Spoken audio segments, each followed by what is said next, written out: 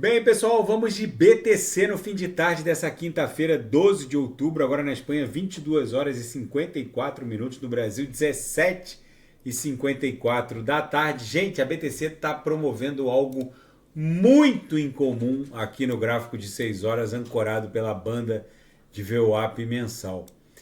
Dificilmente a BTC protagoniza uma movimentação dessa. Sempre que ela perde a Lauer, ela volta como num efeito elástico em direção a VWAP mensal, que está lá em 27.600.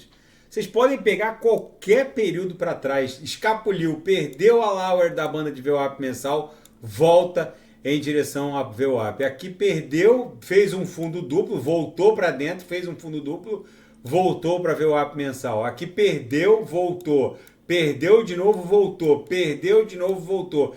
E por assim vai, perdeu, voltou, fez uma ameaça aqui, mas voltou. A única vez que a Bitcoin escapuliu para baixo da Lauer na banda de VWAP mensal e ficou e continuou descendo foi no evento pandêmico, mas foi um ponto brutal fora da curva. Então vocês têm que entender que o nível de sobrevenda não está normal. A BTC, a dominância, que eu nem até fiquei de analisar hoje, não analisei, a dominância está absolutamente sobrecomprada. Já está indo para 51% a dominância. Então a pressão, o nível de sobrevenda sobre a BTC é brutal. No 4 horas a gente está visitando aqui esse patamar das Lauers. Nesse verde, esse patamar verde escuro aqui é um nível de extrema sobrevenda. Quando a BTC visita esse patamar, ela volta como no efeito elástico em direção às uppers. É isso que vai acontecer. O que a gente está protagonizando agora é uma movimentação muito incomum da BTC. Tem alguma coisa acontecendo que vai promover uma hecatombe explosiva ascendente. Raramente a BTC fica tanto tempo nessa pressão vendedora. Algumas altcoins de altíssima octanagem, Atom, Binance Coin, Matic que está ameaçando perder 50 cents, estão também absurdamente sobrevendidas.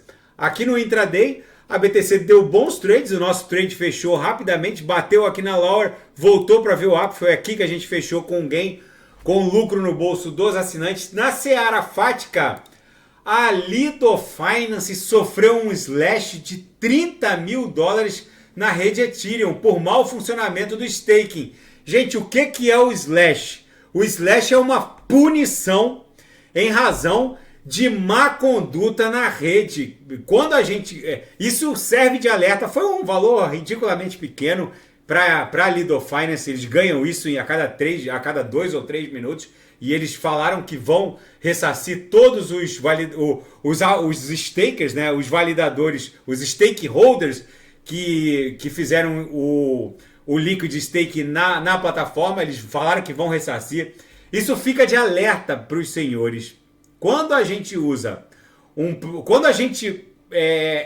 atua como delegatário em favor de um delegador em qualquer rede Proof of Stake, na Beacon Chain da Binance, na rede Cosmos, na Atom ou na Ethereum, através da Lido Finance, a gente está colocando as nossas ETHs ou as nossas BNBs em favor de um validador. No caso aqui da Lido Finance, qual é a função deles? De forma descentralizada, eles pegam essas ETHs e tem que respeitar os protocolos da rede. O principal protocolo é os servidores que estão promovendo a validação não perderem nenhum bloco, estarem full time operacional.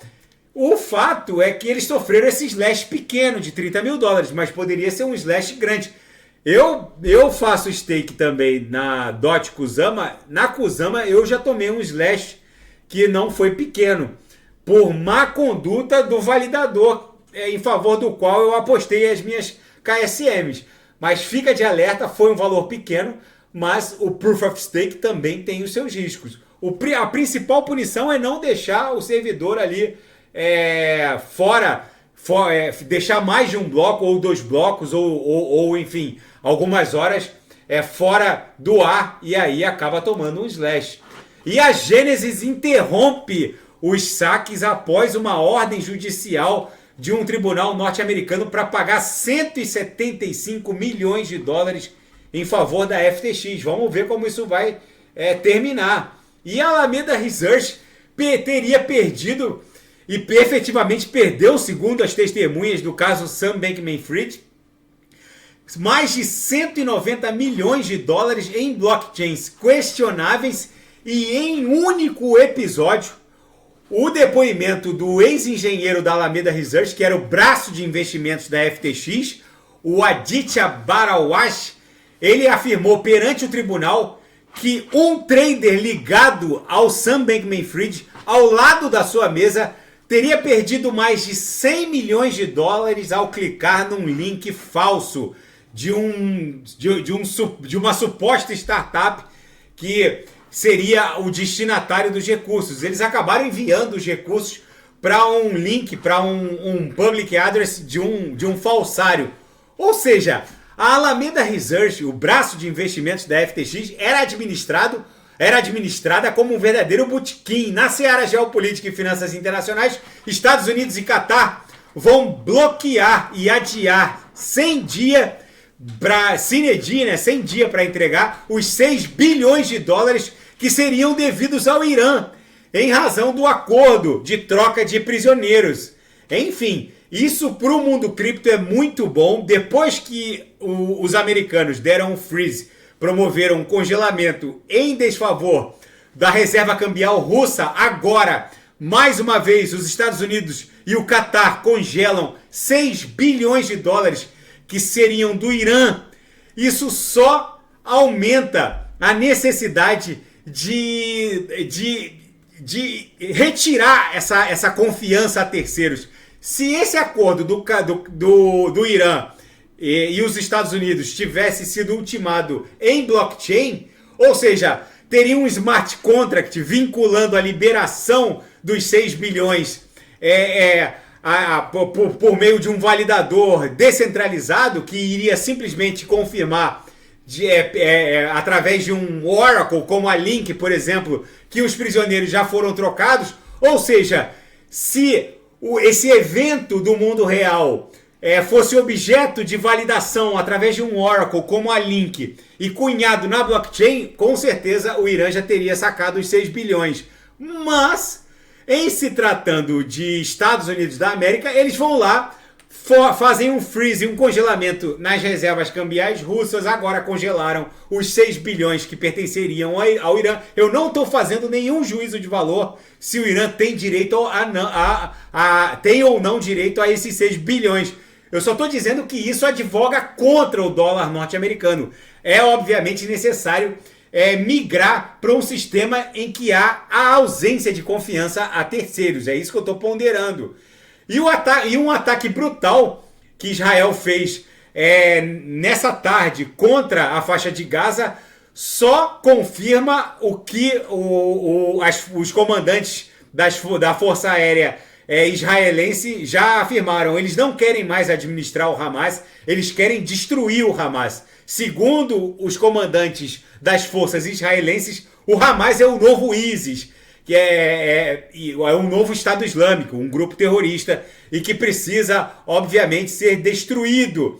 Israel vincula qualquer ajuda à faixa de Gaza à imediata libertação dos reféns. Já não há água, já não há eletricidade, agora não entra mais comida, mantimentos na faixa de Gaza. Enfim, vamos ver como isso vai se desdobrar. E uma análise muito interessante aqui na Zero Hedge: o mercado tradicional e principalmente o mercado de ações estão ou deveriam estar à beira do fim do mundo. Nunca houve um ponto na história em que nós estamos hoje. A combinação sem precedentes de volatilidade geopolítica aliada a uma política monetária falha nunca aconteceu da maneira exponenciada, escalonada como está acontecendo agora.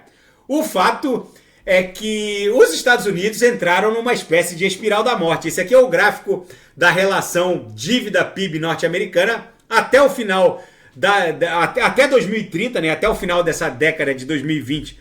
os Estados Unidos estarão devendo praticamente o dobro do seu PIB, que estagnou ali em 20 e poucos trilhões de dólares, 22, 23 trilhões de dólares. A dívida está indo para 40 trilhões de dólares. Se nada for feito, e a única coisa que pode ser feita é uma terceira guerra mundial para mudar esse quadro, se nada for feito, e não deve ser feito, salvo um evento tipo cometa da extinção das espécies, os Estados Unidos vão terminar essa década devendo nada mais, nada menos do que o dobro do seu PIB. Ou seja, eles não vão pagar, mas os juros têm que ser pagos.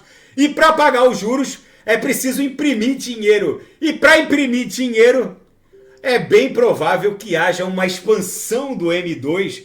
E, enfim, para a BTC isso é muito bom, que o mundo esteja à beira dessa catarse e hecatombe financeira e nuclear, né? Porque alguma coisa vai acontecer para os americanos defenderem a própria divisa. Enfim, gente, a BTC muito provavelmente nessa banda de VWAP, no gráfico de 6 horas ancorado pela banda de VWAP mensal, ela vai voltar para VWAP mensal. É uma realidade estatística, ela sempre volta toda vez que ela estressa a Lauer, mas está demorando muito. Então aqui no 4 horas, talvez essa lambida aqui na base da canaleta esteja um pouco mais longeva que o normal, mas isso aqui fatalmente vai explodir em direção a 30 mil dólares. Tá bom, pessoal? Se nada fugir do script, eu volto amanhã para analisar a própria BTC. Fiquem com Deus.